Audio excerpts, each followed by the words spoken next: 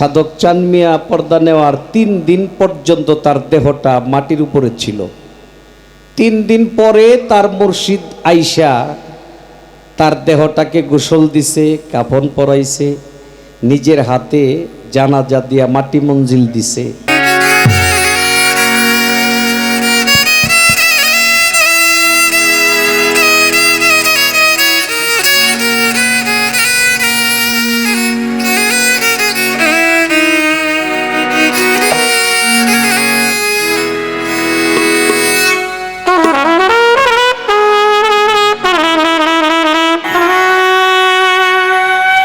একজন শিষ্য, একজন ভক্ত, তার মনের মধ্যে একটাই চাওয়া থাকে, আমি যেন আমার দয়াল রে পাই।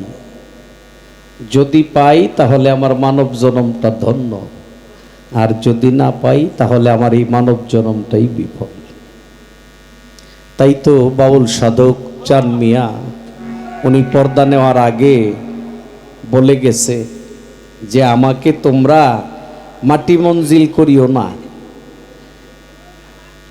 আমি চলে যাওয়ার পরে আমার দেহটাকে তোমরা মাটি মঞ্জিল করিও না। তার আত্মীয় স্বজনরা জিজ্ঞাসা করেছিল, সন্তানেরা জিজ্ঞাসা করেছিল, আমরা না করলে এই কর্মগুলি কে করবে? সাধক চাঁদ মিয়া বইলা গেছে যে আমার মুর্শিদ আইসা আমার এই কাজগুলো করবে। বলে আপনার মুর্শিদের ঠিকানা দেন, আমরা যেন তারে সংবাদ দিতে পারি। কয় না, ঠিকানা দিতে হবে না, উনি আসবে। সাধক চাঁদ মিয়া পর্দা নেওয়ার ৩ দিন পর্যন্ত তার দেহটা মাটির উপরে ছিল। ৩ দিন পরে তার মুর্শিদ আইসা তার দেহটাকে গোসল দিছে, কাফন পরাইছে, নিজের হাতে জানাজা দিয়া মাটি মঞ্জিল দিছে। যখন চইলা যায়, সাধক চাঁদ মিয়ার সন্তান এটাইকা জিজ্ঞাসা করছিল যে আপনার ঠিকানাটা একটু বইলা যান। উনি কোনো কথা বলতো না, মুখে ইশারা দিছে, খাতা কলম কাছে দিছে, লেখা দিছে ঠিকানা। ঠিক সাধক চাঁদ মিয়া তার মাটি মঞ্জিল হওয়ার 1 মাস পরে তার ছেলে গেছে সংবাদ দেওয়ার জন্য যে আমার দাদা হুজুরকে কয়েকদিন আগে নিয়ে আসি, 40 দিনের দিনও যেহেতু অনুষ্ঠান।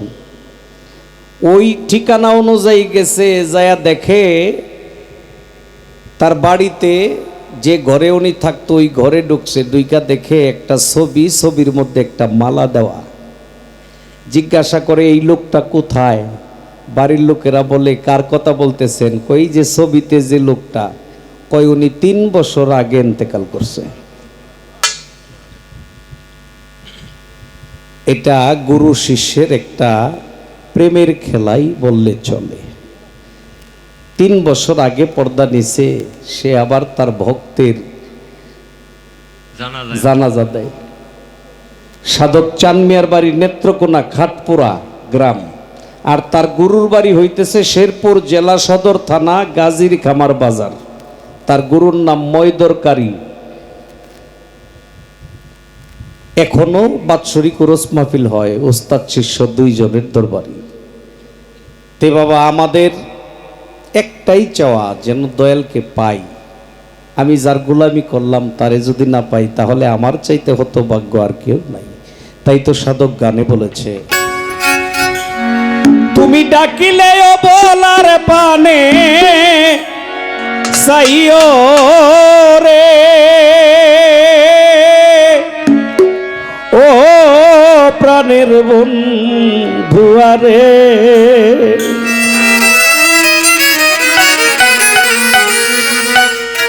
তুমি ফিরে ফিরে সাইও রে।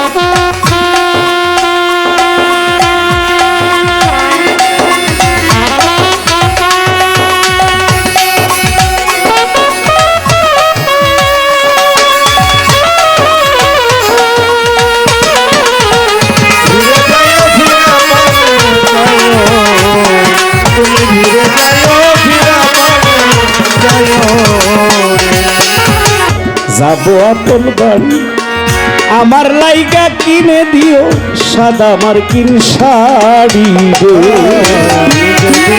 যাব চলে আমার আপন বাড়ি, বাজার হতে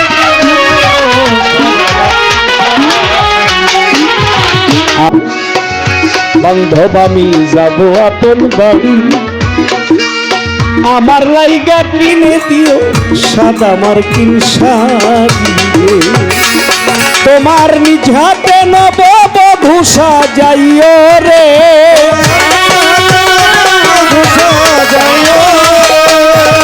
নিজ হাতে নববধূ সাজাইও রে।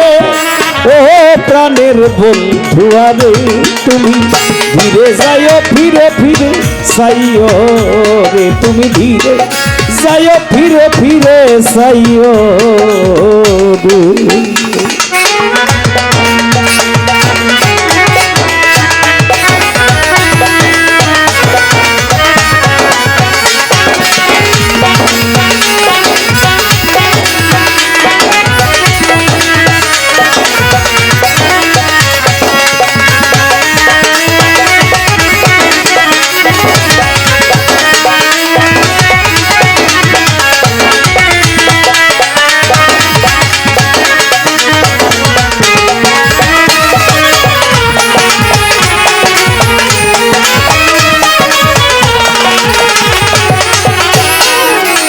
আমার বিয়ার যাত্রী যারা আমি চারজনারে দেখি, তারাও নাকি ছেড়ে যাবে আমায় দিয়া ফাঁকি রে।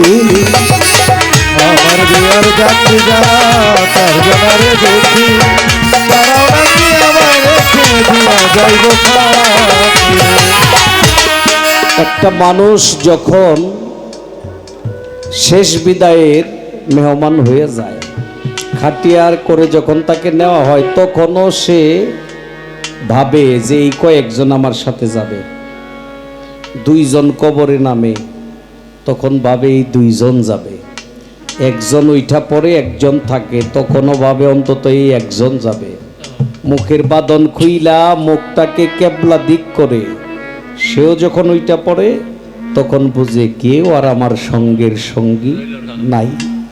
ওই নিদান কালে যদি আমি আমার দয়াল রে পাই, তবেই তো আমার গুরু গুলামিটা সার্থক। আমার দয়াল নবীর রূহ মুবারক নেওয়ার জন্য যখন আজরাইল আসলো, আজরাইল আইসা হুজরাখানার সামনে দাঁড়ায় বলে, আসসালামু আলাইকা ইয়া রাসূলুল্লাহ, যদি অনুমতি দেন তাহলে আমি হুজরাখানায় প্রবেশ করব। আমার দয়াল নবী বলে, আজরাইল তুমি কি জন্য আসছো? আজরাইল বলে, হে আল্লাহর রাসূল, আমার তো একটাই ডিউটি, একটাই দায়িত্ব। আল্লাহ আমাকে পাঠাইছে, যদি আপনি অনুমতি দেন আপনার রূহ মুবারক আমি নেব, আর যদি অনুমতি না দেন আমি চইলা যাব। আপনি যত দিন, যত মাস, যত বছর মনে চায় আপনি থাকবেন।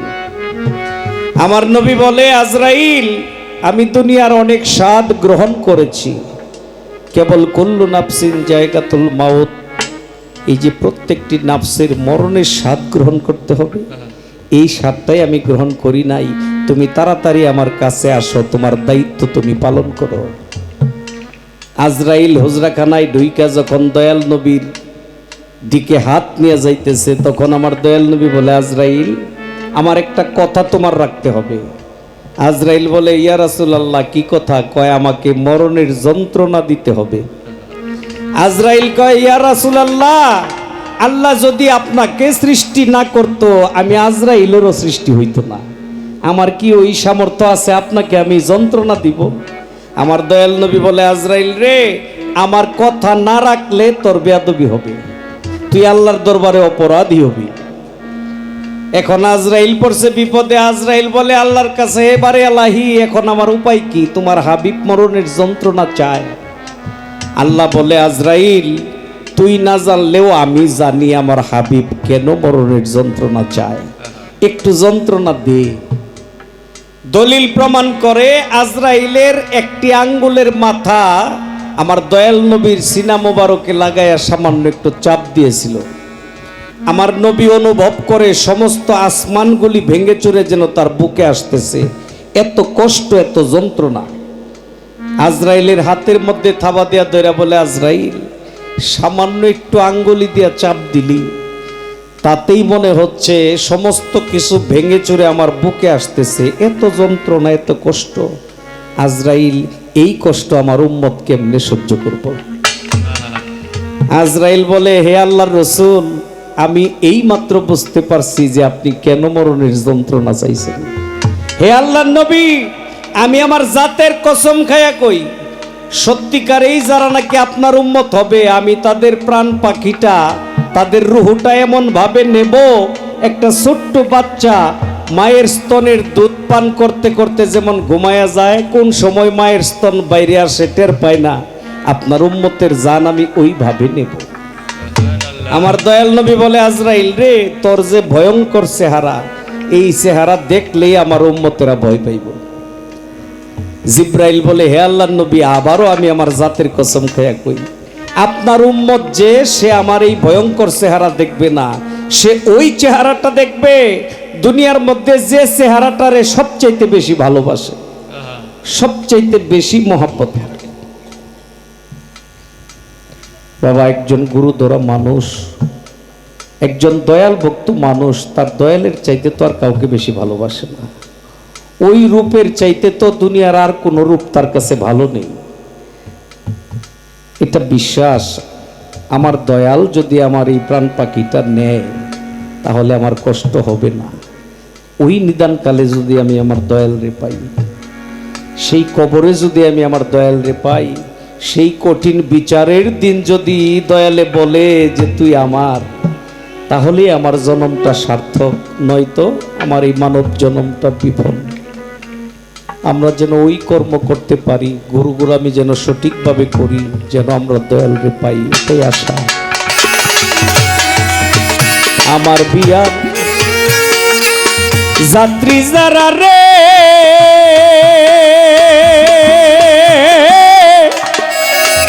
ও বন্ধুরে, চারজনারে দেখি, তারাও নাকি ছেড়ে যাবে আমায় দিয়া ফাঁকি রে।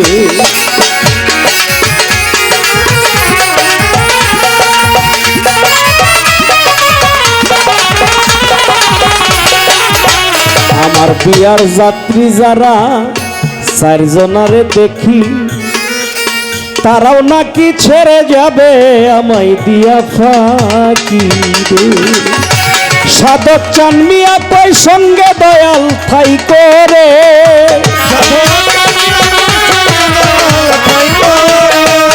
চান মিয়া কই সঙ্গে দয়াল ঠাই করে।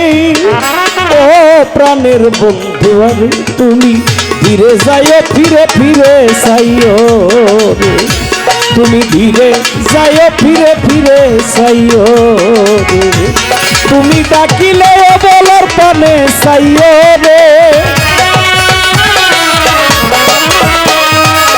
ডাকিলে বলার পানে চাইও রে। ও প্রাণের বন্ধু, আরে তুমি ধীরে যাইও, ফিরে ফিরে চাইও রে, তুমি ধীরে যাইও, ফিরে ফিরে চাই।